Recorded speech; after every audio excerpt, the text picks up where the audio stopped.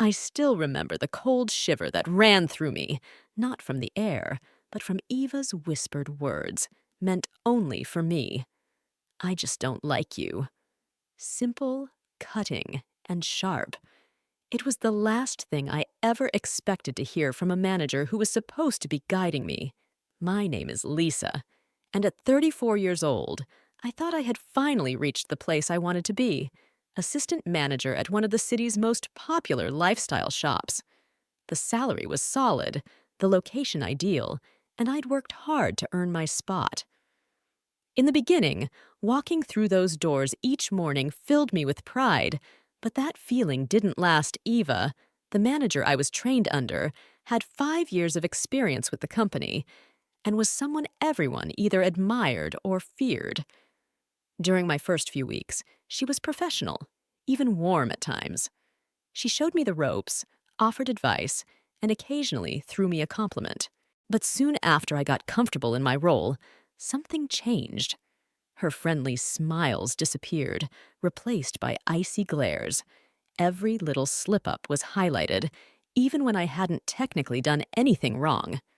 At first, I tried to ignore it. Maybe she was just tough. Maybe I needed to prove myself more. Maybe I was overthinking things. But I wasn't. The compliments stopped altogether. The criticisms came daily. She would remind me, right in front of others, "Remember, Lisa, I trained you," as if she wanted everyone to know I was beneath her. Still, I kept moving forward. I introduced some new procedures that lifted our sales numbers. Even Mr. Daniels, the owner, came by once to personally praise me. I could tell Eva hated it. What I didn't realize back then was this went beyond professional jealousy. It was personal. Eva wasn't just tight with the general manager, Sandra, who I rarely saw since she worked the second shift. They'd been friends for over 10 years. Having worked together at another store before this one, I only found out about their connection months later. And by then, the damage was already done. The real blow came on a quiet Thursday evening as I was finishing paperwork. Sandra called me into the office, her words, laced with fake sympathy, cut deep. "Lisa, I don't think this is working out." I blinked in disbelief. "Excuse me? You're still making mistakes after 6 months, mistakes someone at your level shouldn't be making." "What mistakes exactly?" I asked calmly. Even though it felt like the ground was shifting beneath me, she rattled off some petty complaints. A misplaced supply order, a forgotten scheduling update. Things Ava had nagged me about, but never put in writing. Most of what Sandra said wasn't even true. I knew it. And I suspected she did too. I tried to defend myself. But it was useless. Her mind was already made up. When I left the office, it felt like I'd just been sucker-punched 6 months of dedication, growth, and results, all erased by a quiet, closed-door conversation. The store felt colder, the fluorescent lights harsher. Then, as I turned the corner to grab my bag, Eva was waiting. She leaned in, her voice low and venomous. "I just don't like you." And with that, she walked away as if nothing had happened. I stood there, stunned, not devastated yet, but stunned. I needed this job, bills to pay, dreams to chase, and a genuine love for the work. But above all, I felt betrayed. I'd always treated Eva with respect. Why? Because I dared to succeed? Because I threatened her comfort zone? I called Mr. Daniels, hoping he would listen. He sounded kind but distant. "Sandra runs the day-to-day," he explained. "I trust her judgment. Honestly, if things between you and Eva hadn't been so tense, maybe we could have found a way." There it was. The knife twisting Eva had painted me as the problem all along. My job wasn't just gone. She had taken it and made sure of it. As I packed up my things that night, I made one promise to myself. I wouldn't beg or grovel, but I also wouldn't walk away quietly. I spent the weekend replaying every conversation, every strange look, every petty remark Eva had ever made. The pieces started to fit together. It became clear. Eva wasn't just tough on me. She was targeting me from day one by Sunday night. Sadness had turned into anger. Anger at Eva for sabotaging me, anger at Sandra for blindly trusting her, anger at myself for not seeing how deep their bond went sooner. But what Eva didn't know was, I don't quit easily. I left that store without a job, but I didn't leave without a plan Monday morning. I began digging the one thing Eva underestimated: my attention to detail. She may have acted smug in person, but online, she was careless. I'd overheard coworkers gossiping about Eva's rough patch a few months back. At the time, I'd dismissed it. Now it felt like a clue. I opened my laptop and signed up for an online background check without hesitation. Minutes later, there it was. Eva Lynn Walters, DWI arrest, Crestview State. 3 months ago, I stared at the screen, stunned. Not only was Eva hiding a criminal charge, but in our field, this was more than a personal slip-up. It was a professional disaster. Managers at our level are legally required to report any criminal charges to the licensing board. It's not optional. A DWI wasn't just a mark against her record. It was grounds for immediate suspension of her license. Without it, she couldn't legally hold her position. I triple-checked the info. It was all there: public record, date of arrest, upcoming court date. She hadn't reported a thing she'd gambled on no one finding out. Now, I held the winning card. My heart raced as I debated what to do next. Part of me felt petty. Was this revenge? Was I stooping to her level? But then I reminded myself, this wasn't revenge. This was justice. She'd manipulated and lied to push me out. I'd only tried to do my job. She stole from me without a second thought. No way was she getting away with it. I called Mr. Daniels again. This time, I didn't hesitate. Mr. Daniels, I know you said you trust Sandra and Eva, but you need to hear this. The moment I mentioned Eva's DWI, I heard the shift in his voice. Are you sure about this? Absolutely. I have the records right here. She's got a court date next month, and the state licensing board requires immediate reporting. Silence followed, but I could almost hear his mind racing. This is serious, he said finally. I had no idea. She never reported anything. I stayed quiet, letting him process Lisa. He said after a long pause, Thank you for bringing this to me. I'll handle it personally. I hung up feeling a strange mix of nerves and satisfaction. I had no clue what would come next. But one thing was clear. The entire game had shifted that night. Sleep was nearly impossible. Eva's smug grin, Sandra's cold dismissal, and that awful whisper echoing down the hall, I just don't like you, kept replaying in my mind. Well, now that feeling was mutual early the next morning, my phone rang sooner than I expected. It was Mr. Daniels. Eva's been let go, he said, steady and firm. She broke company policy and didn't disclose her charge, Lisa. I owe you an apology. I should have looked deeper. If you're interested, I want to offer you her position, full manager, with at least the same salary she had actually. More, I believe you'd be great. For a moment, I was speechless. This was way beyond what I expected. Thank you, I finally managed. I'd be honored. Oh, and one more thing, he added. Sandra and I had a serious talk. She'll stay on for now, but under much closer watch, we're making some changes. We agreed to meet the next morning so I could sign the paperwork and officially step into the role. When I ended the call, I felt it. Not just relief, but a surge of power. Eva thought she could quietly destroy me. She had no idea who she was messing with, but neither of us yet knew the real battle was still ahead. The next morning, I arrived at the store earlier than usual. The parking lot was empty, the air sharp and full of promise. I walked through the doors, not as the assistant manager Eva had so easily dismissed, but as the new store manager, keys in hand and backed fully by the owner. Mr. Daniels was already inside, waiting with fresh paperwork and a professional yet genuine smile. Congratulations, he said. It's officially yours now. While signing the contract, my mind drifted to Eva. Did she know? Had word reached her yet? I pictured her brushing it off, telling herself she'd land on her feet, charm her way into a new gig like always. But deep down, I knew this was different.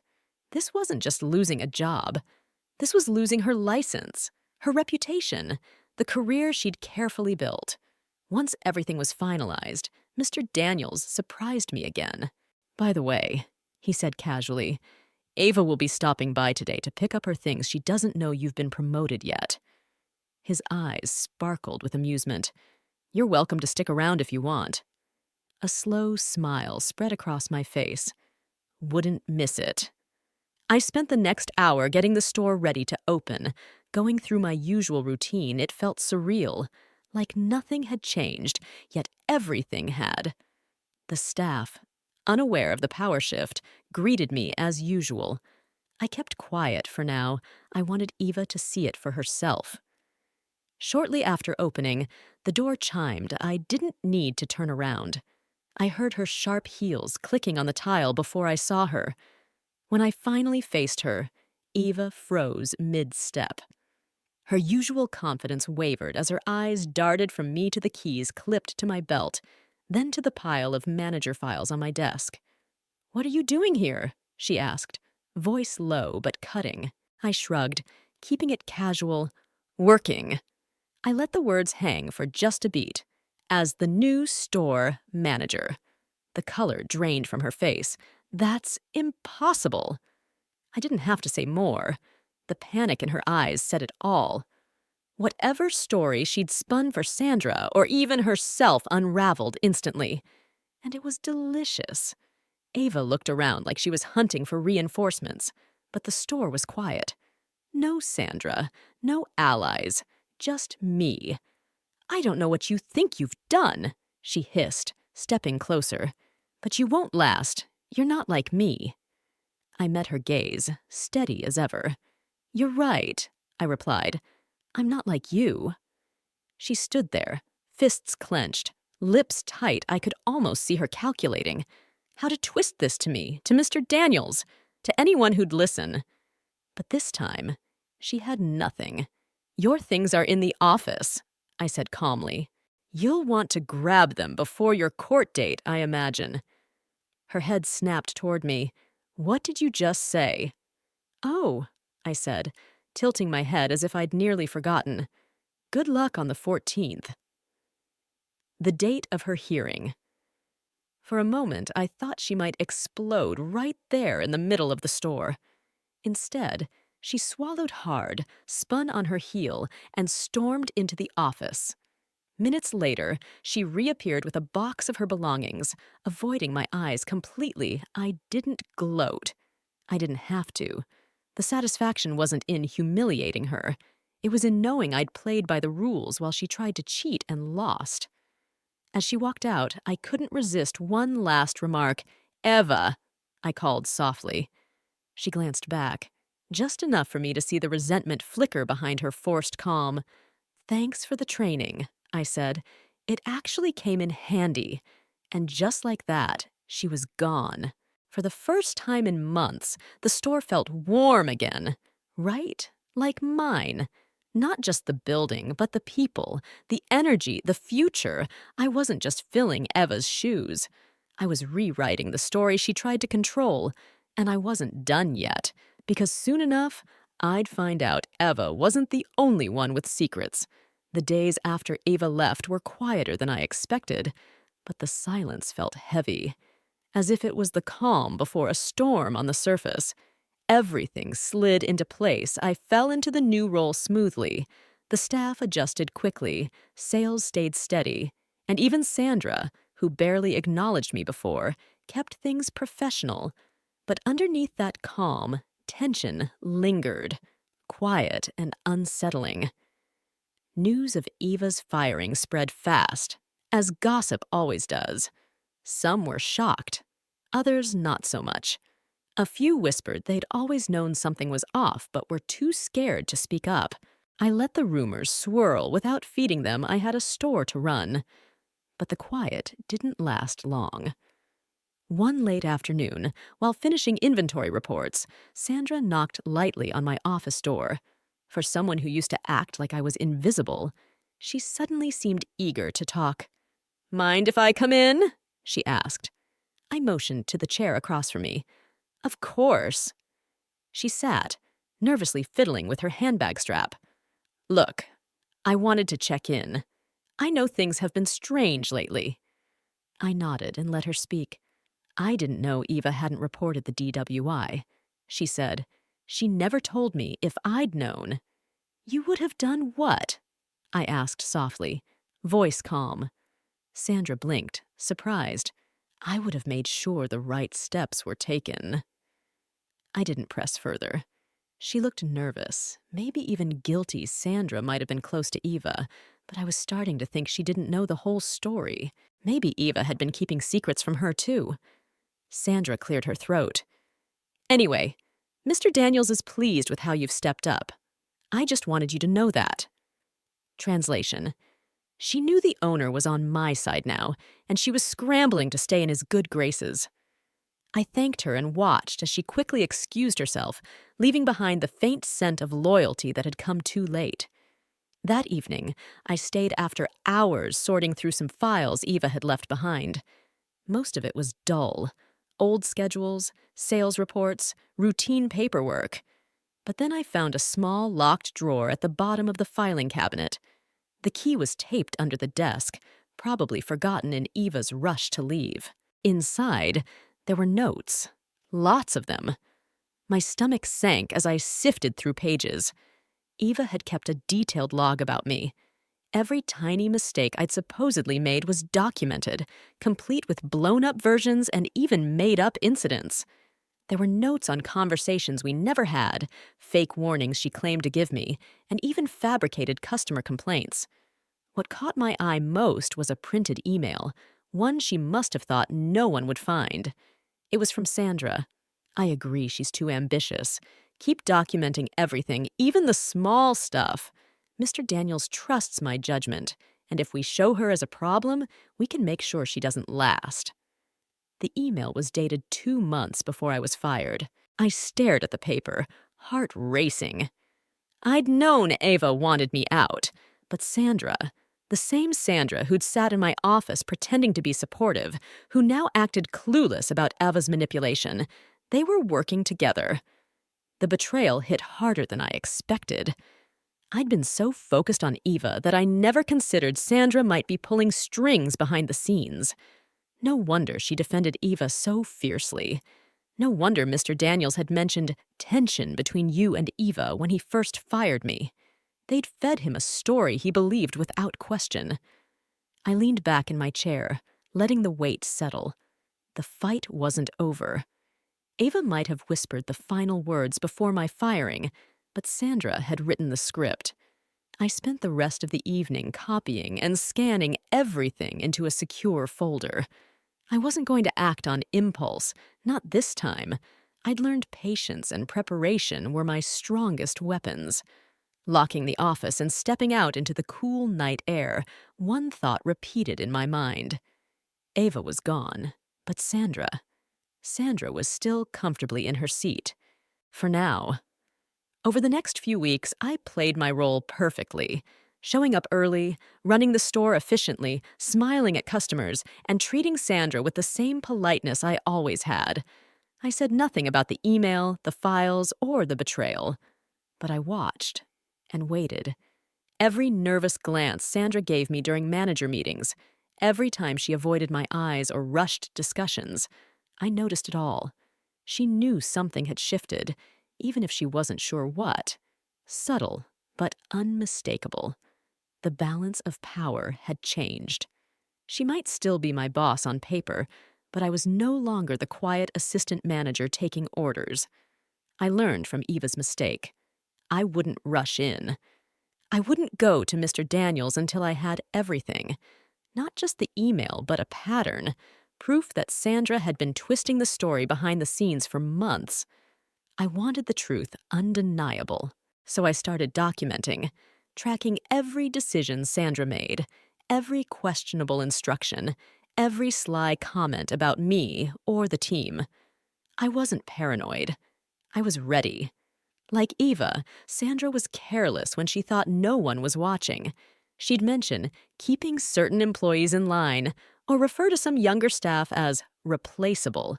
She still dropped passing remarks about me like, Lisa's doing okay for now. Old habits die hard. Meanwhile, I rebuilt trust with the team. Without Eva's constant presence, morale improved a lot. Staff who'd been distant began opening up, quietly talking about how weird things felt before, how tense Eva and Sandra had been behind closed doors. No one knew all the details, but the feeling was clear. Something had been wrong. Then came the final piece. One Friday night after closing, a younger employee, Mia, hung back. "Hey, Lisa," she said hesitantly. "Can I ask you something?" "Sure." Mia looked down, twisting her bag strap nervously. "Back when Eva was here, did you know Sandra told us not to bring problems to you? She said we should go straight to Eva because you were still learning and might make things worse." My jaw tightened, but I kept calm. "She said that?" Mia nodded. I didn't think it was right, but Eva scared most of us. I thanked her and told her she'd done nothing wrong. Inside, I felt the final piece click. It wasn't just me Sandra had tried to sabotage, it was the whole staff. She and Eva had isolated me deliberately, cutting me off from the team I was supposed to lead, creating a false image of incompetence. The next morning, I booked a meeting with Mr. Daniels. I arrived with a neat folder, emails, notes, employee statements, and my logs detailing Sandra's behavior. I wasn't angry. I was professional, calm, and prepared. I laid it all out methodically, just like I'd learned to do dealing with Eva. Mr. Daniels read silently, occasionally frowning. When he finished, he leaned back, rubbing his temples. "I trusted Sandra," he said quietly. "She's been with me for years." I said nothing. He needed time. After a long pause, he looked up. "Thank you for showing me this, Lisa. I had no idea it ran this deep." I nodded. "I thought you deserved to know." He exhaled sharply. "She'll be dealt with immediately." I left his office knowing the storm was coming, but this time I wasn't caught in it. By Monday, whispers started. Staff noticed Sandra's empty office. People exchanged looks and murmurs. By lunchtime, the truth was out. Sandra was suspended pending investigation. I didn't gloat. I just kept working, finally not walking on eggshells. But deep down, I knew this wasn't over. Ava was gone. Sandra was on her way out, and I still had one last move to make. By week's end, Sandra was officially out. Mr. Daniels sent out a carefully crafted company-wide email citing policy violations and unprofessional conduct without giving any specifics. But everyone knew exactly who it was about. Gossip spread like wildfire, and just like that, the two women who tried so hard to break me were gone. I thought I'd feel victorious, but instead, I felt something much better. Freedom. The heavy weight that had been pressing down on me for months finally lifted. The store felt lighter, the team worked more smoothly, and for the first time since I started, there was no tension, no tiptoeing around. I didn't share the details, not about Eva's DWI, not about that damning email from Sandra. I didn't have to. The results spoke loud and clear. The staff were happier, customers noticed the new energy, and even Mr. Daniels stopped by more often, casually dropping how impressed he was with the progress. "You've turned this place around," he told me during one visit. "I should have seen things more clearly back then." I just smiled quietly. No need to rub it in. The truth was already doing the talking. A few weeks later, it happened. I was in the back preparing for the seasonal sale when the front door chimed. No deliveries or appointments were expected. I stepped onto the floor and froze. Eva was standing at the counter, clutching a folder like it was a lifeline, looking exhausted, like she hadn't slept in days. Her eyes widened when she saw me behind the register, clipboard in hand, my name tag now reading store manager. I saw panic wash over her as the reality hit. "You," she whispered. "Me," I replied, calm and steady. She swallowed hard and glanced around, as if hoping someone else might come to her rescue. "I need to speak with Mr. Daniels." "He's not here," I said, "and I don't think he's taking meetings today." I I deserve a second chance," she stammered, voice trembling. "It was just a mistake, Lisa. You don't understand." "Oh, I understand perfectly," I cut her off. "I understand you tried to destroy my career out of jealousy. I understand you twisted reports, isolated me from the team, and thought you'd never get caught."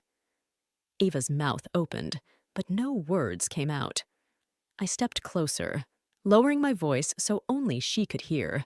"And I understand that you're the only one to blame for where you are now." She blinked rapidly, then turned and stormed out without another word. No dramatic outburst, no threats, just quiet defeat. I stood there a moment, letting it all sink in. It wasn't about revenge anymore.